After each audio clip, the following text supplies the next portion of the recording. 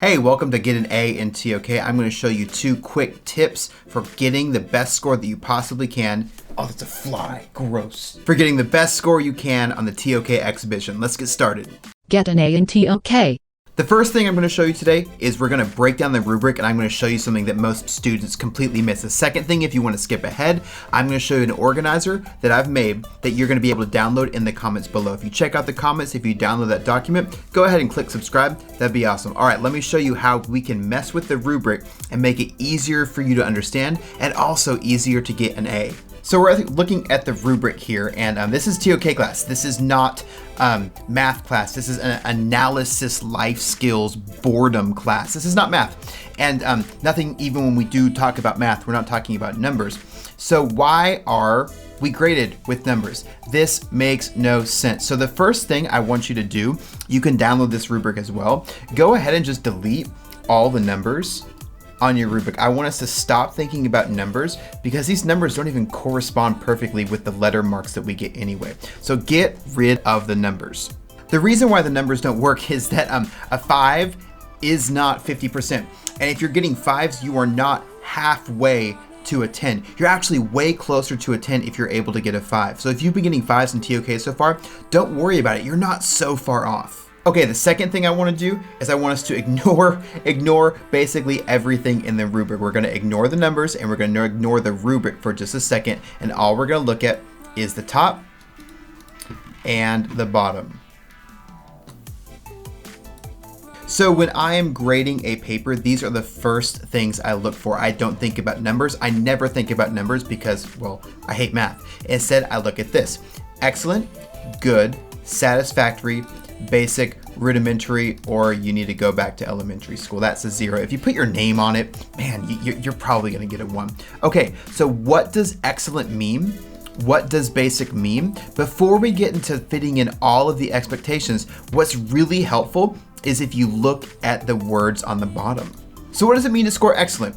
If you score excellent, it means that your essay, that your exhibition was insightful.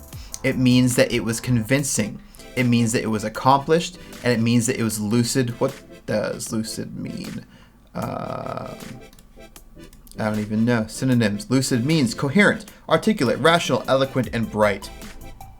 So what this means is that if you want to get an A in the exhibition, getting in an excellent score, you need to be insightful. You need to teach your reader something new. You need to be convincing. So when you teach them new, you are convincing them that your new perspective is correct.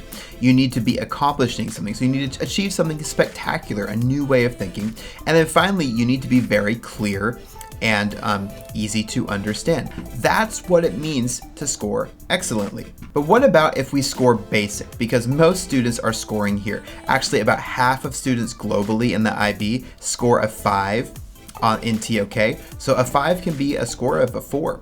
So look at a basic score. What does it mean, basic? Well, it means underdeveloped. So you have an idea, but you didn't fully flesh it out. It means basic. You are claiming standard things. You're just answering the question and you're not going further. Superficial. So you're saying some things that aren't very specific and limited. Maybe you're on your way there, but you're not quite there. So if you look at these words on the bottom, formless. If you look at the words on the bottom, that really helps you know what you're doing. So if you look at your ideas and they are superficial and basic, they are just answering the question, you're gonna get a C.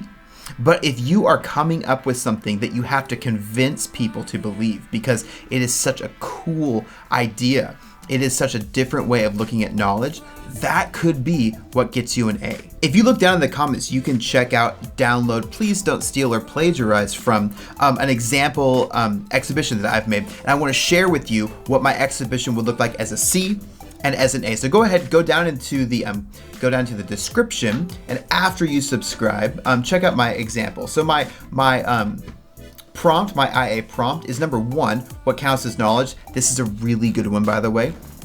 And what I do here is I talk about the Berenstain or Berenstain Bears and how nobody knows what. A lot of people think that it was Berenstain or Berenstein, but it's actually Berenstain, which is weird. I don't think that. But I talk about how it's not knowledge that is pronounced a certain way. Just read it. But let me show you what a basic, a C level an undeveloped example of this would look like. So here I have an example that I just whipped together real quickly. I would score this a 4 or a 5. Here's what I would say. Some people think that it is pronounced Berenstain, and some people correctly think that it is Berenstain. There is a lot of disagreement on this, but this object confused me when I first saw it. But a lot of people think that it was pronounced Berenstain and that they live in a different timeline. It's kind of confusing. It's intentional. I had the false knowledge about their name because the name Berenstain seems to fit within my expectations while Berenstain does not. I made an assumption and never checked it.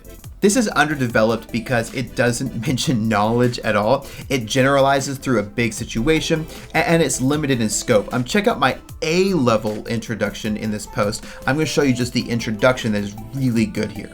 Look how much more specific this is. I refuse to accept the claim that this book is called The Berenstain Bears. So do many others. This phenomena, known as the Mandela effect, has become popularized on the internet as shared knowledge is proven to be false. In elementary school, my teacher and friends pronounced it Stein. My wife, before I explained the RLS, confirmed that it was Stein. And millions of passionate internet users agree our knowledge is justified. So I'm introducing the object and the context in a very specific, unique, and convincing way. So if you want to get an A in TOK, just say something new, be convincing, and then say it as clearly as possible. Okay, now going back to the rubric, we're going to do the opposite. Don't save, go away. All right, so looking at the middle of the rubric now, the difference is not with numbers, the difference is with words. So take a look at the differences. We've got 4 things that we are being asked to do. 1, 2, 3, and 4. But really this third and fourth one, these are the same thing. So the difference is the exhibition clearly identifies 3 objects, and this is identifies 3 objects, although the real world context may just be implied. That's the only difference. So if you can clearly identify 3 objects and their context, bam, you get excellent. So just don't screw this up. You can nail an A with this one. Anybody can. Okay, the next thing, linking between each of the 3 objects and the selected IA prompt are clearly made and well explained, as opposed to unconvincing. So, do you connect the object to the prompt clearly, or is it not really connected at all? That's also not that hard. Okay, the next thing is there is a strong justification as opposed to a superficial justification for the contribution that it makes to the exhibition. This is basically your analysis. This is the conclusions that you are drawing. How well does your object explore the prompt? That's it. And then finally, your examples are well supported with explicit references to the selected IA prompt. So how often are you on topic? How well do you support your claim? Or not supported. And what's the last one? Repetition. They don't want repetition. I say to my students all the time in TOK, it's not about answering the question, it's about exploring the question. So this is really it. This is the rubric, and this is the first thing that if we break it down, this whole assignment is not very hard. But I have created something just for you, and you can download it. And if you download it, I'm going to take you through it right now, and it will really help you out. If you download this, that's cool. If you want to just watch me do it, you can do it. But what I've done here is I've taken all 4 of the rubric parts, and I've broken them down into 3 prompts. These 3 things are the only thing you need to do to get an A on the exhibition. The first thing you do is you identify the object and its specific real-world context. The second thing you do is you link the object to the prompt and explain how they connect.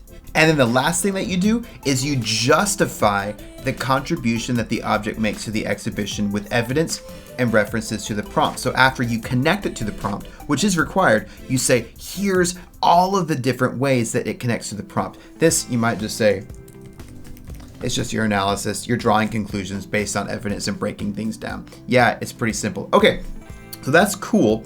I want to show you how one of my examples fills in all 3 of these things. And again, my example can be downloaded in the description. So the first part, really simple, and also it's not created equal. This should be short, like 30 words, 50 words, something like that. Here's my introduction. The photo is of the London Eye. And so I took the photo, so I wrote this. I took this photo from the London Eye. During the COVID-19 pandemic, I learned that London's two iconic towers, Victoria and Elizabeth, were inspired by miasma theory, a belief that the diseases are caused by miasma, bad air or pollution. Also, I have 2 colons. Please don't tell anybody that I did that. I also just said I have 2 colons. That's kind of weird. I'm going to cut this out of the script. So the first thing to notice about this is, I don't know where I'm going to edit it later. The first thing is these 3 sections are not equal. This is one horribly long sentence, and this is all I need to do.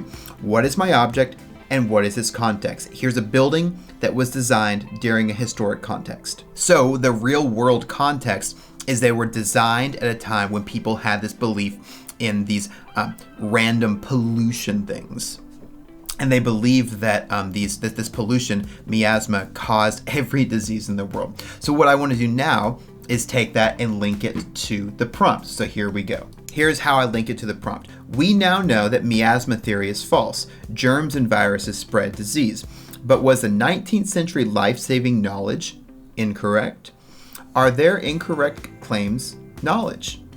The architects and doctors who saved lives by operating with false knowledge made the right decisions. They prevented the spread of germs and viruses through social distancing, ventilation, and insisting on windows in hospital rooms. Their knowledge was justified and believed, but it wasn't true. They were accidentally correct. This makes me ask if there is such thing as false knowledge. So basically what was happening was the nurses thought that there was this pollution that made everybody sick during the Spanish influenza, so they put everybody outside. But by putting everybody outside, they prevented the spread of germs before they even discovered that germs existed. So the last thing I say is a nurse might have made the knowledge claim, open air nursing prevents disease. But does this count as knowledge if it's based on falsehoods? Or is she lucky, the nurse, that her paradigm of miasma theory was close enough to the truth that it proved to be helpful? So all I have to do here is say why I chose this object. You need to talk about knowledge as much as possible and as knowledge from the object, not the situation. Repeat the keywords of the prompt as much as possible and explain creatively and uniquely how your object exemplifies a real way, a real world way of exploring the object. So now I need to justify the contribution that the object makes. So let me just paste this in here. To combat miasma, architects work with doctors as they believe that ventilation would prevent disease. During the Spanish influenza pandemic, nurses took patients outside as they saw evidence that open-air nursing, fresh air, and heavy ventilation prevented miasma from infecting people. They had knowledge that fresh air prevented disease. This claim that this is going to be my end right here, and I think it's important to directly answer the prompt, the IA prompt at the end. This claim does not count as knowledge. The open air nursing prevents disease, but it is still true. In this case, one needs to apply the correspondence test for truth. The nurse's claim was true because it corresponded with reality. But she did not have knowledge because her perspective was not grounded in truth. This false knowledge just happened to be true. This section is the longest. Cheers. And that's it. And what you need to do is you need to analyze. But if you don't know what analyze means, let me break it down for you. The IB says that analysis is breaking things down and interpreting the meaning of the parts. And that is it. So what do? You break down the knowledge being used in that object, by that object, and then you interpret the significance of each aspect that you identify. This section here is 105 words. It could be a little bit longer, but I think that my middle section, yeah, it's 129. I could probably reorganize these. But again, this isn't my draft. But what I'm doing here is I'm making sure that I'm doing all 3 things that my that the rubric asked me to do. Then what I'm going to do is I'm going to reorganize these to make it the most effective draft possible. But this is just pre-writing, getting my ideas out there, making sure that I satisfy all the requirements of the exhibition. Okay, so that's all I got for today. If this was helpful, please put something down in the comments. I would love to answer your questions. I'm not your teacher, so you can ask me anything and it won't affect your grade. But yeah, download the documents that I put down here in the description. Subscribe to my channel, and I hope you enjoy my resources. Hopefully TOK doesn't suck now as much as it did before you started my video. Have a great night, great week, whatever. I'll see you next time.